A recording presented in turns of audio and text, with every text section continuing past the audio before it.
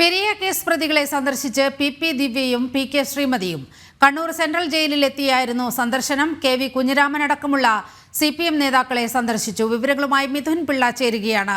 Mithun Pillai, Viyyur central ജയിലിൽ നിന്ന് Kannur central ജയിലിലേക്ക് പ്രതികളെ കൊണ്ടുവന്നപ്പോൾ നമ്മൾ കണ്ടതാണ് പി ജയരാജൻ ഉൾപ്പെടെയുള്ള നേതാക്കൾ വലിയ സ്വീകരണവുമായി വലിയ ഐക്യദാർഢ്യവുമായി എത്തുന്നത്.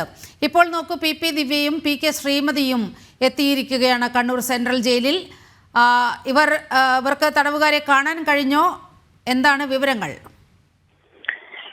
നീലിമ, നമുക്കറിയാം, സാധാരണഗതിയിൽ കൊലപാതക കേസുകളിലെ പ്രതികളെ പരസ്യമായി തള്ളുകയും രഹസ്യമായി അവരെ സംരക്ഷിക്കുകയും ചെയ്യുന്ന നിലപാടാണ് CPM-നുള്ളതെന്ന് നേരത്തെ തന്നെ വിമർശനങ്ങൾ ഉയർന്നിട്ടുള്ളതാണ്.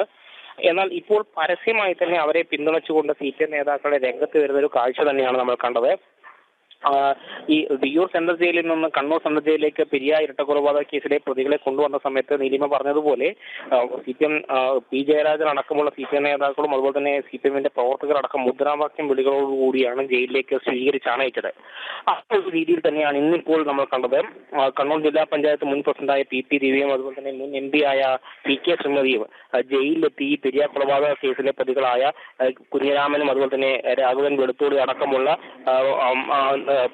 നേതാക്കളെ കാണുകയാണ് ഉണ്ടായത്. അവരെ കണ്ട് സംസാരിക്കുകയും ചെയ്തിട്ടുണ്ട്.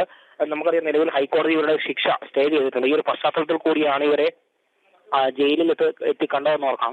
ഏതാണ്ട് ഒരു അരമണിക്കൂറിന് മുകളിൽ ഈ ഒരു കൂടിക്കാഴ്ച നീണ്ടു നിന്നിട്ടുണ്ട്. അതിനുശേഷം പുറത്തിറങ്ങി വന്ന കെ ശ്രീമതി പറഞ്ഞത്, ഒരു സഹോദരനെ കാണാൻ വരുന്നത് പോലെ കരുതിയാൽ മതി, മാത്രമല്ല പ്രതികളെ കാണാൻ എത്തിയത് മനുഷ്യത്വത്തിന് പുറത്താണ് എന്നും കെ ശ്രീമതി മാധ്യമങ്ങളോട് പ്രതികരിക്കുകയുണ്ടായി. നീലിമ, ശരി.